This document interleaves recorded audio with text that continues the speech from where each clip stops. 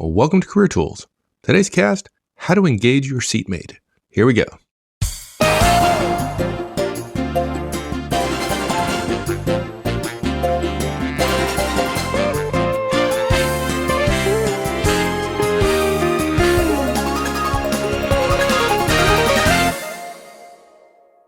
So now you're going to tell me that I'm sitting on a plane with somebody. I don't know him. Hey, he doesn't even look particularly friendly. Now you're going to tell me I got to talk to the guy? Come on. Yeah, not only that, you have to talk to him, you have to be nice, you have to smile, and you have to listen. It's just too much, I'm sure. You should just never travel again. Yeah, well, God, I got work to do. I mean, it's not like I ever get on a plane to sit there and, read books all the time. So all kidding aside, really, if you want to be professional, you have to engage folks, right? I mean, look, this is just basic professionalism. And I think people have so narrowly described professionalism as how, your work tasks, that they've forgotten that being a professional means doing what you're supposed to do when you're supposed to do it. And there are certain parts of being a human and being a professional and being an adult and being a respectful and respectable person. It's civility and courtesy and politeness are all included in that, whether people want to or not. And I think unfortunately a lot of people don't think it's necessary. They think they can get away with the role power. And the right thing to do is to engage the person you're sitting next to if you're on a plane or a train, and even to some degree, to a lesser degree, if you're on a subway car standing next to somebody. And look, I know a lot of people are just like you. They don't want to sit. They don't want to talk to the person sitting next to them, but on the other hand, I don't always want to travel. But if my clients want me to, and I say, yes, I go, because we don't always get to do what we first might want to do, what we like to do. We have to do what the effective thing is, and effectiveness and professionalism go hand in hand. Yeah. And occasionally you're actually surprised and you actually like the person you talk to and you learn something, or you meet a contact, or you build your network a little bit that helps you down the road. Now, we don't do it solely for that reason, right? We do it because it's the right thing to do. But in fact, occasionally, actually, I enjoy the conversation. Matter of fact, not even occasionally. Yeah. The vast majority of the time, it's not always a long conversation, but man, I'm glad I did it. Okay, so enough said. Some people, probably half the people listening to us, this comes fairly naturally. But, for 50% of the audience, it's not the natural thing to do. Even if they're convinced it's the right thing to do, it's not natural. So how do they do it? Yeah, look, it's just 3 simple questions, all of which require a smile associated with them. I know many of you don't like that idea, but the fact is smiling is necessary. Step 1 is to smile and ask, how are you today? Which seems pretty simple, but we'll explain why it's a good idea, even for the misanthropes in the crowd. The second step is to smile and ask, are you headed out or home? Tends to get a different type of answer. And the third step is to smile and ask, what is it that you do? Okay. And yes, it's possible that question is not valid if you're talking to a 9-year-old child, but we'll talk about that. Okay. So you've gone on a plane or a train or, even a subway car, believe it or not. You're standing or sitting next to someone, and if you're on a subway, quite closely to someone. Yeah, or even in a plane seat nowadays, right? You're close to somebody. Yeah, that's true. That's true. And the fact is, as a human being, a social creature by nature and biology and brain function, right? Stuff is built into us, and there are no exceptions among all 7 billion of us. And you person listening that think you're the exception, you're not. Not so much. Yeah. So we have to choose to ignore people that are close to us if we don't say anything to them. We have to choose to do so, right? I think that's the key. I think people forget that because the airline or the cab company or the rail car company forces you to sit next to somebody, therefore it's not your choice. But in fact, how you interact with someone is always your choice. And if you choose not to interact with someone who is within 10 inches of you sitting, even practically, for all intents and purposes, your clothes are touching in coach seats on major airlines today. If you choose not to talk to them, you are choosing specifically to ignore them. You can intellectually or, write it off and say, well, the airline does, makes me do that and so on. But you're still a person and you still have a person sitting next to you. And even if you think there's an accepted protocol to ignore others, and I think that watching people over the last, 25 years of business travel, yeah, I would say there is an accepted protocol that you could ignore people, right, in terms of business travel. Well, there's also another standard, though, one of politeness and courtesy. That's also that's true, exactly right. Yeah, I think that's the thing that people miss. I think people want it to be made easy. When Mike Swinson, our good friend, introduces himself at a conference, he talks about his job as a facilitator, which is literally defined as something to make it easy. Well, this is the perversion of that, where people say, well, I'm going to choose the protocol that says I can ignore them because the airline company put me next to them, but I really don't want to talk to them. So even though I'm within, millimeters of them, and if they fall asleep, they're touching me, I'm still going to ignore them. But the fact is, it's a choice. And you have two different protocols at war with one another. The protocol of I can ignore people versus the protocol of courtesy and politeness and civility. And so we simply say, we ask ourselves when there are protocols at war, we say, okay, what's the professional thing to do?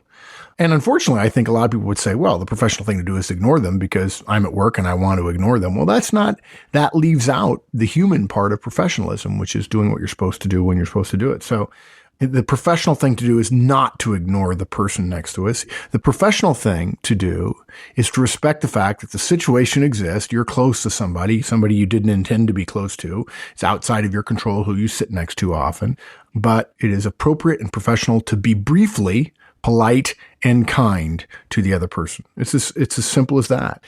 We say that even in a New York City subway car, it takes very little time and energy to make the professional choice. Now, look, not all of our guidance applies to subway trips, but our guidance here really does work in terms of making your traveling easier, making other people's experiences easier, and setting an example for the kind of person you want to be. I'm frankly tired of all the characterizations of business people as being rapacious and evil and so on. And it's false, but it's popular. And I routinely get from fellow passengers on planes, your children are the nicest children I've ever flown with. It's not hard. You just teach them the rules, and the rules are to be polite and professional at all times, and to be kind and to be courteous. No, it's probably pretty hard though, right? I mean, that first step is there's probably like 15 sub bullets to your point one though, but what is it? Yeah, we got 3. And for some people, they will actually say it is hard. I mean, I know these people. I sit next to them. They will do everything in their power to be rude. Now, they would not say they're being rude, but by all matter of evaluation, they are being rude. Look, the first thing you have to do when you're seated or you're standing next to somebody, whether you know them or not, is to smile at them. Okay? I am continually disappointed. And okay, maybe I don't mean to sound arrogant at all about this, but I'm stunned by people who repeatedly, I come in close proximity to people all the time. I'll be on 2 planes tomorrow. They look right at me. They look at me. They know they're looking at me, and then they don't smile. It's not a glancing thing like they're looking at me just to make sure they avoid me in the aisle or avoid me at the airport or avoid me in a cab line or avoid me on the sidewalk getting out of the cab on the way into a client location or on the way to a hotel room or something. They look right at you. They hold your gaze, I'm sorry, for a brief moment, and then they look away.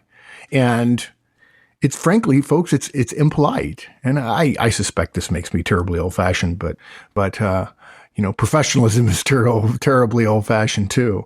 And look, I can describe all kinds of thoughts as to why this happens, but regardless of why, it's not the professional approach to interacting with others. Now look, we at Career Tools here, we're not afraid to say what others don't want to say. Politeness and courtesy are part of being a professional. For many of us, the choice, and it is a choice, not to smile is a function of power. As in, I don't have to smile or be nice to you. I outrank you, right? Or I want to outrank you even if I don't know anything about you. And I feel if I don't smile, I'm showing my power over you, which is amusing to say the least.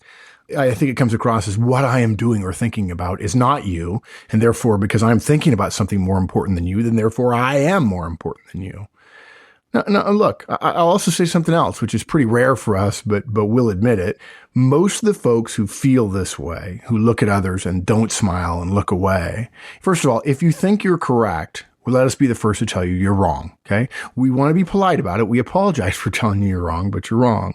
But most of the folks who are listening to this who say, well, I'm just not that kind of person. I'm not a smiling person. We guess that you probably won't be dissuaded from your efforts at exuding power or whatever it is that keeps you from smiling.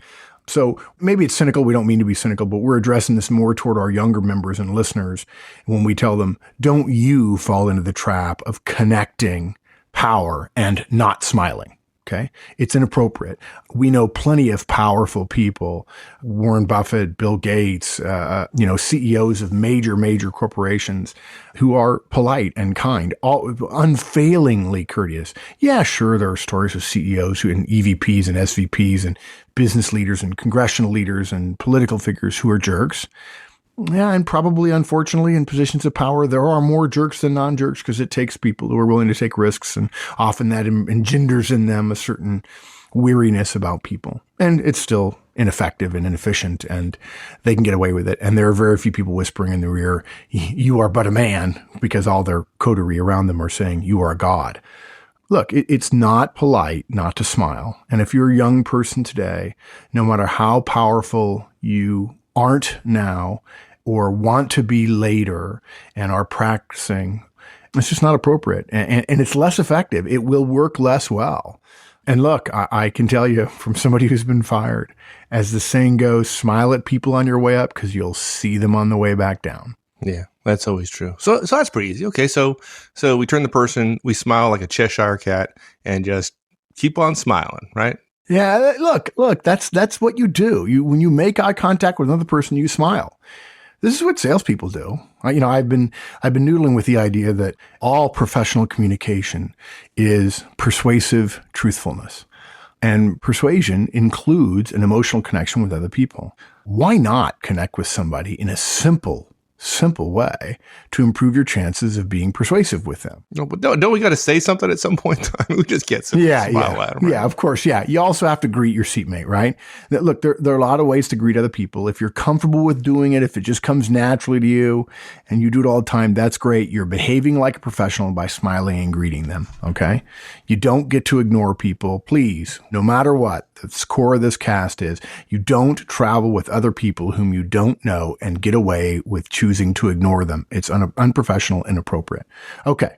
For those of you for whom greeting others doesn't come naturally, we recommend these statements as a way of getting you started in the basics of polite and professional conversation and interaction. Okay. Look, for those of you who have our interviewing series, you'll remember our guidance about the questions that you have to ask at the end of all interviews, right? You get asked for answers in the beginning, and then you have to put some questions to the recruiter. And we recommend you have 3 to 5 questions already memorized. And we suggest ways to prepare those questions, very specific ways, how to preface them, where to get them, right? How to ask good questions as opposed to bad questions, and so on. Now, obviously, traveling with somebody, you're not interviewing them, but the principle is basically the same in that you're initiating a discussion of some sort, and you don't want it to get one-word answers, and so you ask some simple questions to get things started. And by the way, there's 2 parts to this. We recommend you have some questions to ask, and we'll tell you later what to do when the conversation is different than what you might have expected. So we recommend you ask after you smile, right, or while you're smiling, how are you today? So, okay. So you basically, how are you? No. Isn't that what you just said, though? We're about to talk about the listening thing, which maybe would be a good refresher for you. Okay. Yeah. Let's hurry up and get to that part. Yeah. The question is, how are you today? Okay. How are you in our experience? And I've done this several hundred times with several hundred different passengers in different situations. Asking how are you in our experience is seen as somewhat of a standard line. It is as if you were saying good morning. And look, there's nothing wrong with good morning. But anyway, how are you is considered fodder. It's sawdust to people. It doesn't really engender thought. It is, in fact, what it does is gets the other person to say fine. And it is essentially you saying, I know I have to speak to you. I have spoken to you. Please be smart and say fine. And then we can be done with this whole politeness and effectiveness mess, which Horstman and Ozan are always talking to us about. Is there any other answer other than fine? I mean, to that. There is not. Not for some of us. Yeah. Look, how are you is just simply too basic a line. And so we recommend you say, how are you today?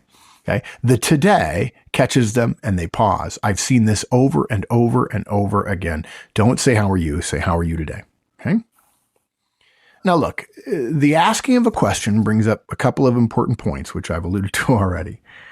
Look, folks, if you know you could never genuinely bring yourself to care about the seatmate sitting next to you, gender, age, anything, whatever, if you simply are impervious to any sort of basal emotional connection to another person as a matter of having to sit with them for an hour or 2 hours or 3 hours, then frankly, this cast won't help you that much and you needn't bother trying. Now, I think essentially you've eliminated your chances of being highly successful at anything because, you know, what's the old joke about wanting a job with people? That's good because all the jobs with dogs and trees in our company are taken. You're going to have to work with people. And if you can't bring yourself to care about people, you're not going to be very effective. If someone has told you you can, it's unlikely. There are rare exceptions, and we know you're out there, but 99.99999% of the people who are listening, you can't do it. You're not smart enough. You're not brilliant enough. You're not driven enough. And that's okay because that kind of drive or smarts is truly, truly rare. Okay. So let's be clear. If you don't intend to listen to their answer or if you don't care one whit, I'm not talking about that you feign indifference, but if you have kids, or if you have a spouse, then you can technically care. You're not a psychopath or something like that. Then frankly, you can care. And that ought to make you think, okay, maybe I could learn something here, but there are rare exceptions, right? But okay. The second thing we're going to suggest is you've asked this question. So now you have to listen to the answer. Yeah. Okay. Look, we do recommend you memorize these questions and then you use them appropriately. You're starting a conversation, and to be effective in a conversation, you have to listen and respond. So look, regarding listening, once we ask one question in a conversation, we essentially lose control of that conversation, right? It's in fact why some high Ds don't ask questions. They simply make statements. They don't want to lose control. In fact, when they ask questions, it's really not a question. It's just a statement implying what they know to be true about the other person. But look, you have to listen and respond. So when you lose control, there's a big difference. Let me put it this way. There's a big difference between two answers when you say, how are you today?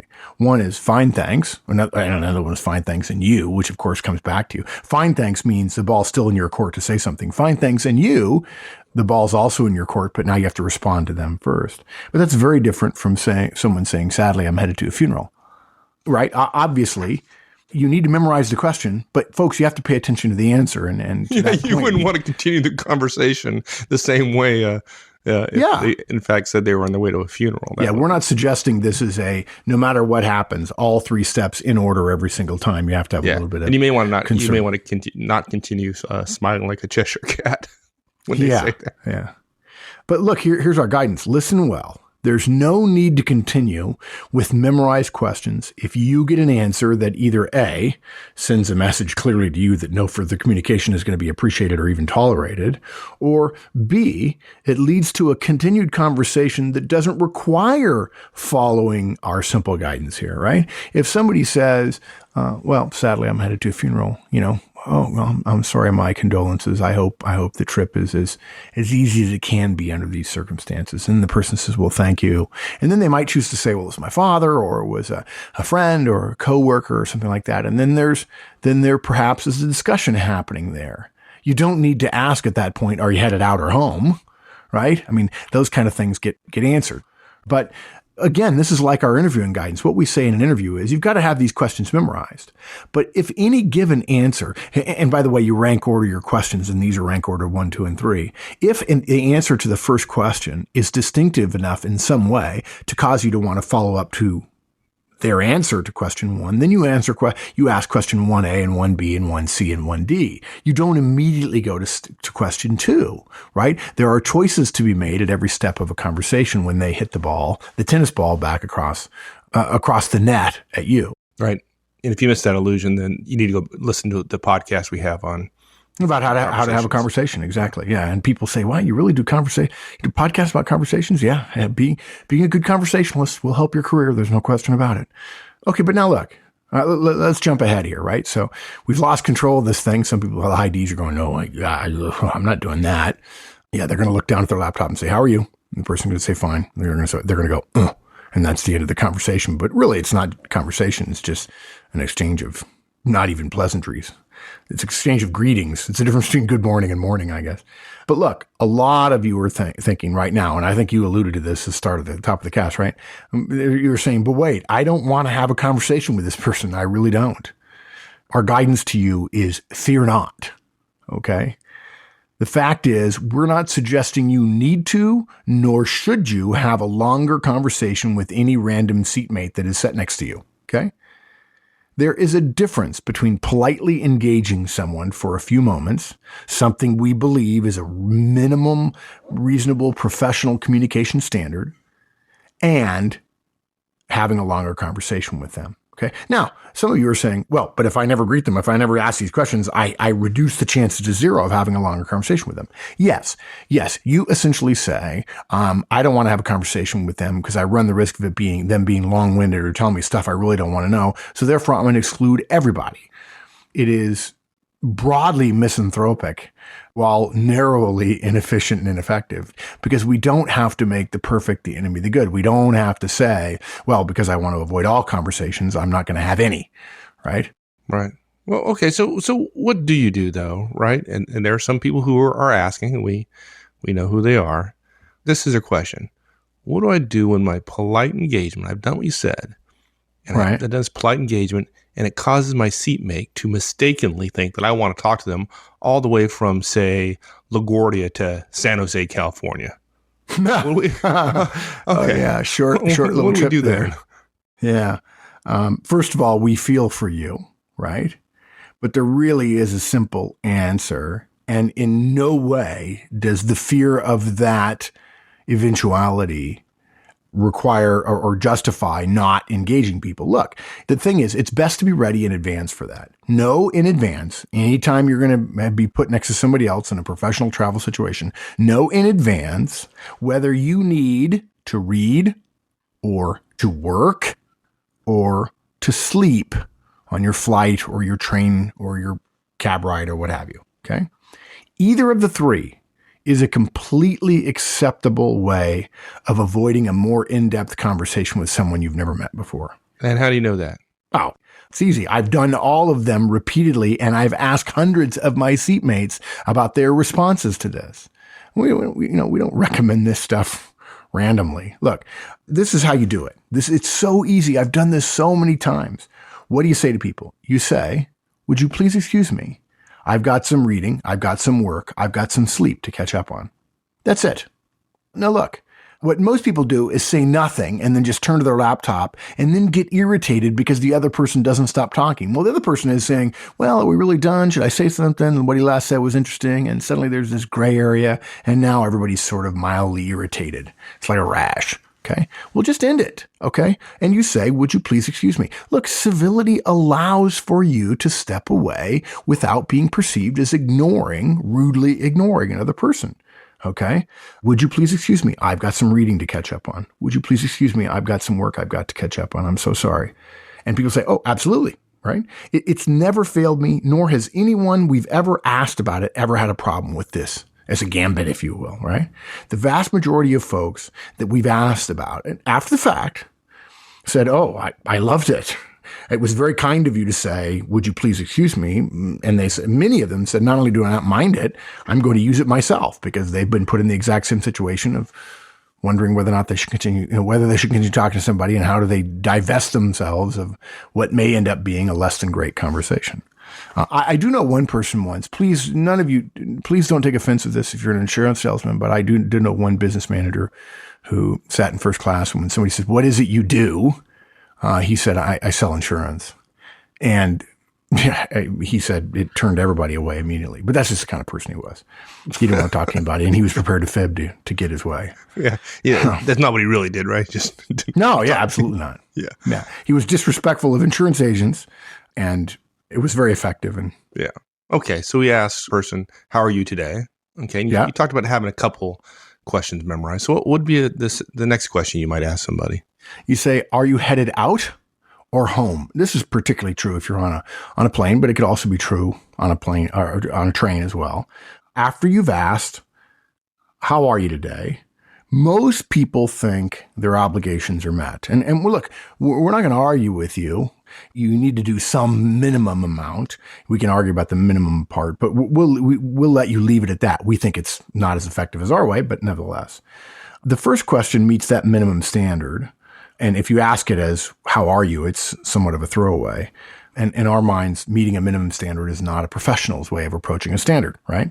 So after we've greeted them, now it's time to ask a question that's respectful of the situation you're sharing. You essentially, what you need to do is put this proto conversation into some sort of context without pushing too much, right? You don't want to jump to, so tell me, are you somebody who buys the products that I sell? Because I may want to sell to you, right? So you smile and ask, are you headed out or home? And what happens is that it's a simple question that applies to everyone. And if it's an unusual answer, it's usually a good one, frankly. But what happens is they either say they're headed out or they're headed home. If they're headed home, you may find out. Now, if they're flying into Dallas, where I often fly through, it's not clear that they would live in Dallas. Although many times when people say to me, where are you headed? I said, home. And they see that, we're on a flight to Dallas and they say, oh, you live in Dallas? And I go, oh, no. And then they get confused because if they don't fly on American a lot, they don't know that every flight to Texas and points nearby goes through Dallas. But, per our earlier guidance about conversations, you really, at this point, they may say any number of things. It's a way to address what they're doing. If they say home, you could say, well, how was the trip? Okay. Or was your trip successful? If they're headed out, you say, tell me about your trip, or what are you headed to? Look, you don't have to look them dead in the eye when you're doing it. You can be adjusting your seat as long as you're doing it pleasantly. And the easiest way to convey pleasantness is to smile. It's a simple way to have a light conversation that breaks the ice, that goes beyond the bare minimum, and may in fact lead somewhere interesting that you can either choose to shut off or you can choose to continue. Now, look, in our experience, if it's Monday, the answer you'll get is generally out. And on Thursdays and Fridays, usually it's home. Yeah. And if you get a different answer, then there you go. There's a start of an interesting conversation. Yeah, and look, I've learned that I'm so tired of people when we're headed to Dallas and I say home and they say, oh, you live in Dallas, saying no. When somebody says to me, I'm headed home, I say, oh, where's home? And, as an example, I'm picking on Dallas. I don't mean to. I just fly through there a lot. That's just my particular situation. Other people in Chicago or London or what have you. But, it's amazing to me how few people actually say London or Chicago. People in Chicago will say Deerfield, or will say Oak Brook, or they'll say Naperville. People in California won't say San Jose. They'll say Santa Clara, right? Or they'll say Walnut Grove. And look, if someone said Deerfield to me, I would say, oh, I have friends who live in Deerfield. Great couple, right? Or, I know Deerfield. I've been there quite frequently. I used to go there. And when I spoke at Kellogg at Northwestern, and, and then they say, oh, I went to Northwestern, and suddenly we're having a conversation. And maybe we choose to cut it off because I have work to do, or I find this person boorish, but nevertheless, I have the option. I'm creating an option to have a conversation with someone, and I'm meeting a minimum standard. And something else we haven't really addressed. I believe we're reducing the chances that a conflict we may have later about what the seat is doing or what service is like, or a delay in flights, or what I might need if my battery is dead or his battery is dead. These small things that we recommend actually increase the chances that if there is a conflict, if there's a problem, if there's a difficulty ahead, it will be much less severe. It will be tolerable. In fact, it may even be solved by the person sitting next to you by the extra 30 seconds to a minute to maybe 2 minutes you spend engaging them in this polite way. It's as simple as that. All right. What if you ask a question and you just get home or out or just some nod of the head or something, right? But they clearly don't want to continue the conversation. What do you do then? I Keep suppose if pressing on? we were coaching somebody privately, I'd say, well, let's role play it a few times and I'll tell you what I would do depending upon the kind of tone of voice you would use and so on. But generally speaking, it's too hard to guess at tone. If I perceive that there's a window, I might say, if they said, headed home, I said, oh, where's home? And I would ask it, if I perceived that they were between turning away from me, but being polite, I would probably turn away from them and say, where's home? And maybe open up the Wall Street Journal or light up my Kindle or something. And with the idea that if they say Frisco and leave it at that, meaning Frisco, Texas, near Dallas, I would then say, oh, okay, that's probably all we're going to talk about. If they're really taciturn, I'm probably just going to ask my 3 questions and that's it. But again, three questions. My purpose. Yeah. Oh, we've only covered 2. What's the third? Yeah. So the third one is you smile again and you ask, what is it that you do? Right. Now, remember, if they're headed home, they were somewhere else doing something. If they're headed out, they're going to do that thing.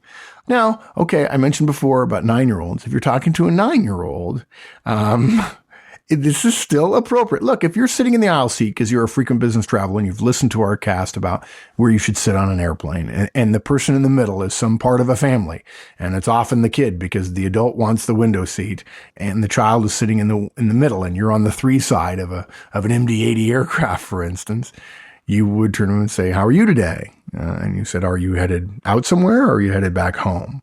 And the third one is, what grade are you in? Or where do you go to school? Something along those lines. But this is a question more for business people, for adults, for professionals, right? But again, it works whether they're headed out or they're home. What is it you do? And again, if you ask, what do you do? Remember I said before about how are you versus how are you today? If you ask, what do you do? Rather than what is it that you do? What do you do sounds somehow salesy. What do you do? And please tell me, allow me to put you in a category. What is it that you do, in my experience, based on asking a few hundred people, gets better answers and is perceived less forward, is perceived as more gently, interestingly inquisitive rather than attempting to place you in a job title so they can determine whether or not to continue talking to you. And look, hopefully their answer is going to engender some further interest in their job or their industry, or maybe not. And then that's certainly fine as well. I often keep the phrase, that's interesting, in my head. And I try sometimes to no matter what the person says, to respond with, that's interesting because of blank. And look, if somebody said, I'm headed out, I'm headed out to Los Angeles. I say, oh, that's interesting. I grew up in Arcadia. And they say, oh, I'm headed to Pasadena, big client out there. I say, oh, it wouldn't be this company, would it? And they say, well, of course, there's only a couple of big companies out in Pasadena that are headquartered there anyway.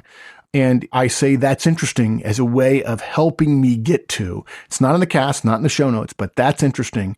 That's interesting because is a way for me to keep the conversation going. And of course, conversationally, that's interesting because of X. And then I follow with, what do you think about Y? Or ask a question that continues the conversation. And I'm constantly monitoring. Are they giving me one-word answer? If they're one-wording me, I'm going to say, excuse me, I've got some work to do. Or maybe they're one-wording me enough. I don't even have to say that. I can simply turn to my laptop and I won't be interrupted again. But I have done the professional thing. I have been polite and, in fact, professionally engaging with the other person. And again, if there's a problem, I've got a friend rather than somebody who's sitting next to me competing for limited resources on a train or a plane, quite frankly. There you go. And you did it very simply. 3 questions. Yeah. Smile and ask, how are you today? Smile and ask, are you headed out or home? And smile and ask, what is it that you do? Pretty simple. Yeah, the fact is, being a cordial, polite person makes an enormous difference in your career, in everybody's career. We never know whom we're going to be sitting next to, right? More importantly, it doesn't really matter who we're sitting next to or whether it benefits us. Right? This is not about this conversation determining whether or not they're going to be somebody we really want in our network or not. We are not doing that. Our guidance on building your network says to do so indiscriminately because to have to make a choice in advance makes you, by definition, a judge of other people, which nobody likes. The right thing to do is to be a kind and respectful person, and that means being professional about it. And professionalism includes politeness and courtesy and civility. Perhaps we can help somebody. Perhaps we'll benefit, but frankly, perhaps not. Maybe somebody will come away from their brief interaction with us, having a favorable opinion of us, or even better, our organization, right? And even better than that, maybe they'll have a better day because of us and didn't take us but, a couple of minutes and a few simple questions we've already memorized. And what's wrong with helping one another out? There's a famous quote. I've quoted it many times. I've forgotten the origin of it. What we put on earth to do, if not to help one another through. I can't imagine a better quote that applies to manager tools and career tools. And it applies to these kind of interactions as well. Being kind and courteous and civil is a good thing, a professional thing, and we ought to know how to do it. And for those of you who don't, it's 3 questions. There you go. Hey, that was great, man. Thanks, partner. We'll see you next week.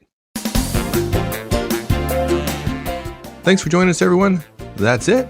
We'll see you all again next week. Have a great one. So long.